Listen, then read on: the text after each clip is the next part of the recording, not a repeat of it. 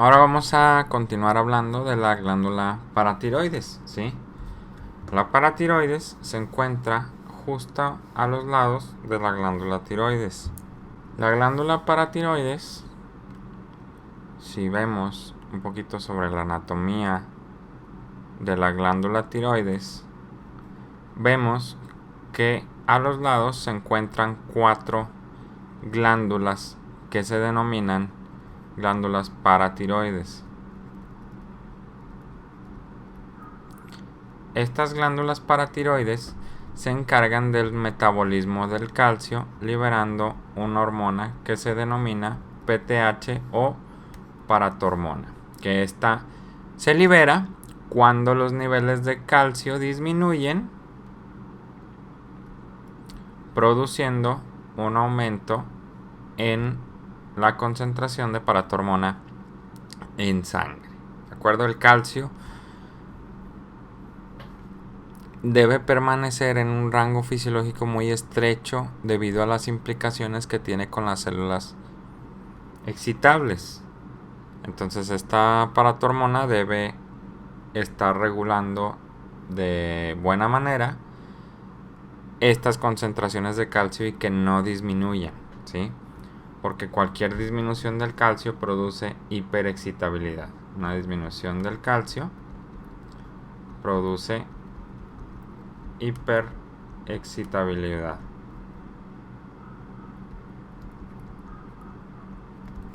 Y un aumento de calcio produce hipoexcitabilidad.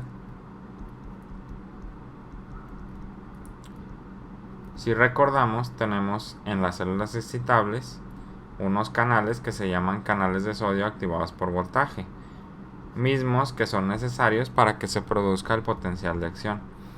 Este calcio, cuando está aumentado, tapa estos canales y es normal que los tape, ¿sí?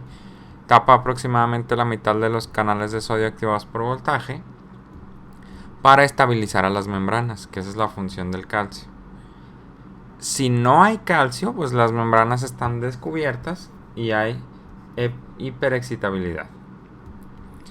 Si hay demasiado calcio circulando, este calcio va a tapar en exceso a estos canales, o va a tapar la gran mayoría de estos canales de sodio activados por voltaje, y los va a inhibir, produciendo hipoexcitabilidad de las células excitables, del tejido excitable, ¿sí? La paratormona controla que no disminuyan, y la calcitonina aumenta cuando los niveles de calcio son aumentados. ¿De acuerdo? Esta calcitonina la producen las células parafoliculares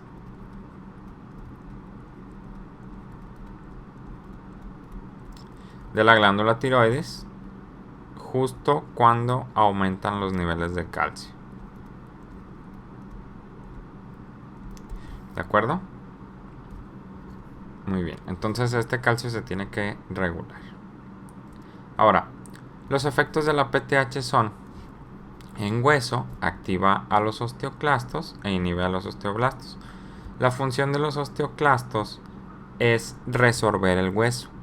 La resorción ósea produce un aumento en el calcio porque este se libera en el hueso, que es el más grande reservorio del calcio del cuerpo humano, y también aumentan los niveles de fosfato inorgánico, ¿sí?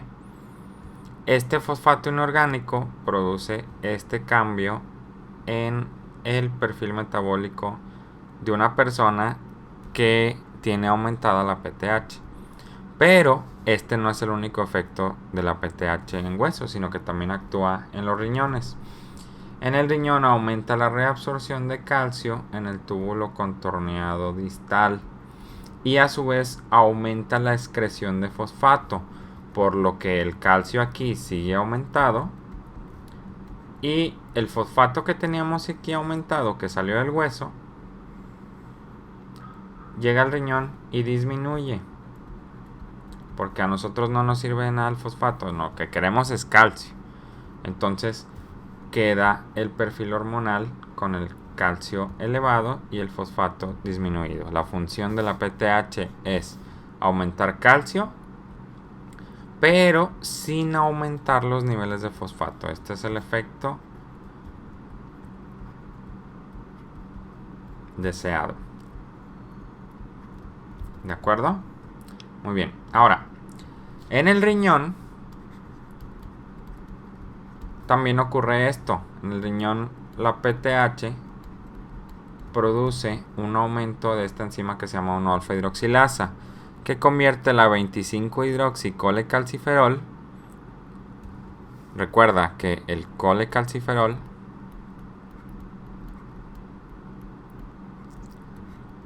mediante la luz del sol, luz ultravioleta, se convierte en 25-hidroxicolecalciferol y la 1-alfa hidroxilasa lo termina por convertir a su forma activa, a la 1,25-dihidroxicolecalciferol, que también conocemos como calcitriol, que no es otra cosa que vitamina D activada, ¿sí? Esto es el metabolismo de la vitamina D. Ahora, la vitamina D produce un aumento en la absorción intestinal de calcio. Recuerda que la PTH quiere que aumente el calcio, entonces al estimular esta enzima produce la activación del calcitriol para también obtener calcio de los intestinos, de la alimentación, y promueve la remodelación ósea, activa osteoblastos y osteoclastos. Esta remodelación ósea es necesaria para que el hueso permanezca fuerte, y gracias a esta remodelación ósea, con cualquier actividad que tengamos ocurre y los huesos no se desgastan porque se remodelan para poder resistir nuevas fuentes de presión. Ahora, otro efecto del calcitriol, vamos a poner aquí, es aumentar a la calcitonina. Porque lo que no queremos es que el calcio aumente demasiado, también tenemos que guardar el exceso. Y esta calcitonina lo que hace y ayuda a esta remodelación ósea es que aumenta la actividad de los osteoblastos, metiendo calcio a los huesos, e inhibe la actividad osteoclástica. Si este calcio permanece aumentado, ¿sí? Que otro de los efectos, otro de los estímulos adecuados es que el calcio aumente, y con este aumento del calcio se libera calcitonina, ¿sí? De tal manera que el calcio baja. ¿De acuerdo? Esta regulación es muy estrecha. Este aumento y disminución de calcio que se lleva a cabo continuamente se mantiene dentro del rango normal y tiene que mantenerse así. Por esto estas dos hormonas van muy de la mano para controlar los niveles de calcio extracelular. Ahora, en el hiperparatiroidismo primario tenemos un tumor que produce PTH, ¿sí? Esta PTH queda aumentada y los efectos de la PTH obviamente van a estar aumentados, ¿sí?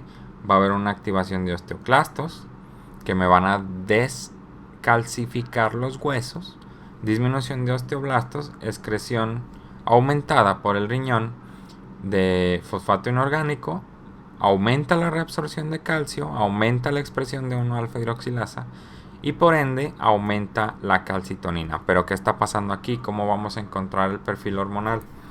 La PTH está aumentada y esta está aumentada siempre. Esta calcitonina no es útil. Vaya, tenemos un exceso de paratormona. Este exceso de paratormona le va a ganar a la calcitonina en cuanto a sus efectos. Esta calcitonina no puede meter calcio al hueso porque hay un exceso de paratormona, ¿sí? Por lo tanto, el perfil hormonal de este paciente va a ser un aumento de la PTH, un aumento del calcio y una disminución del fosfato inorgánico. Diferente, por ejemplo, al hiperparatiroidismo secundario, en el cual la causa es una insuficiencia renal, ¿sí? La PTH, en este caso, también va a estar aumentada. ¿Sí? Va a aumentar el efecto va a aumentar la actividad osteoclástica, disminuir a los osteoblastos. Pero ¿qué pasa? Hay insuficiencia renal.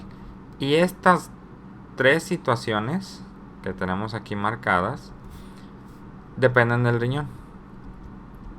Y en un paciente con insuficiencia renal no funcionan de manera correcta estas 3 situaciones, de tal manera que la excreción de fosfato inorgánico se va a mantener disminuida, la reabsorción de calcio va a estar disminuida y la producción de 1-alfa hidroxilasa va a estar disminuida también.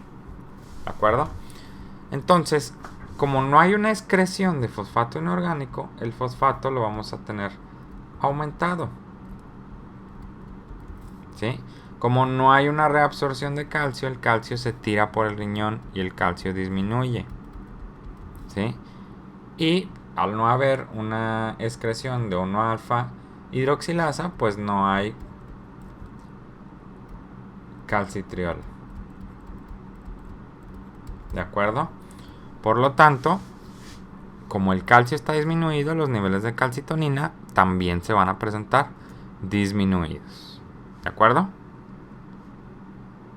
Ahora, 2 enfermedades muy importantes aquí también, pero hablando de la vitamina D, son el raquitismo y la osteomalacia. Recuerda que la vitamina D produce remodelación ósea, ¿sí? Si no existe remodelación ósea, los huesos van a estar mal osificados, ¿sí?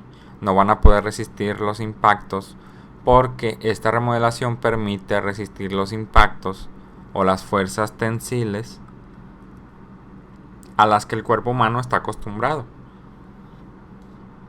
En el caso de los niños, ¿sí? En el caso de los niños, ellos presentan raquitismo por una deficiencia de vitamina D. En este caso, los niños es una población particular. ¿Por qué? Porque sus huesos no están calcificados. Entonces ellos no tienen ese reservorio de calcio que el adulto sí tiene. Ese hueso necesita osificarse para poder ser reservorio de calcio.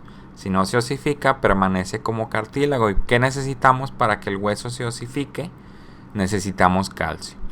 ¿Y de dónde obtenemos ese calcio? De la dieta. ¿Y cómo es posible que el intestino pueda absorber calcio? Mediante la vitamina D, que es la principal función de esta vitamina D o calcitriol. Si el niño tiene deficiencia de vitamina D, no van a absorber calcio por el intestino, por lo tanto los huesos no se van a osificar. Siguen creciendo, pero se curvan, gracias a que el cartílago es más laxo. Entonces, este cartílago al crecer se va a pandear y vamos a presentar lo que se conoce como raquitismo. Diferente en el caso, por ejemplo, de la osteomalacia, que ocurre en adultos, ¿sí? En este caso se debe a una deficiencia alimentaria de vitamina D o falta de exposición solar. Y aunque ya hay osificación completa, los huesos son suaves. Pero esto es debido a que no existió una remodelación ósea que adaptara a los huesos a las fuerzas tensiles a las que estás acostumbrando a los huesos. ¿De acuerdo? Entonces son 2 enfermedades de la vitamina D.